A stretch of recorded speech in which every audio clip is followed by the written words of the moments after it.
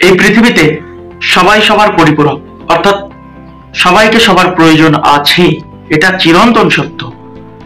আপনি ধরুন কিছু লোক যারা কাজ খুঁজে বেড়ায়, কর্মচারী, তাদের যেমন একজন বড় ফ্যাক্টরির মালিকের প্রয়োজন কাজের জন্য, ঠিক তেমনি একজন ফ্যাক্টরি মালিক তার কাজ পরিচালনার জন্য সেই কর্মচারী লোকগুলোকে প্রয়োজন।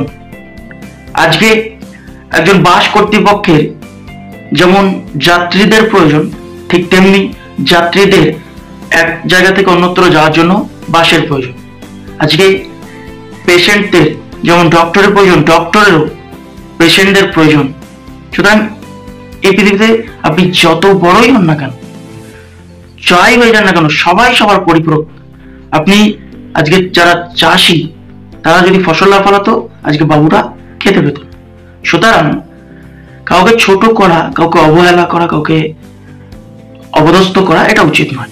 সময় হচ্ছে সবচেয়ে বড় হাতিয়ার, বড় অস্ত্র, সবচেয়ে খারাপ জিনিস, যার ব্যবধানের পরে একজন ছোট মানুষ একদিন অনেক বড় হয়। তাই কাউকে অবহেলা, কাউকে নেগলেক্ট, কাউকে অপদস্থ অপমান করা উচিত নয়।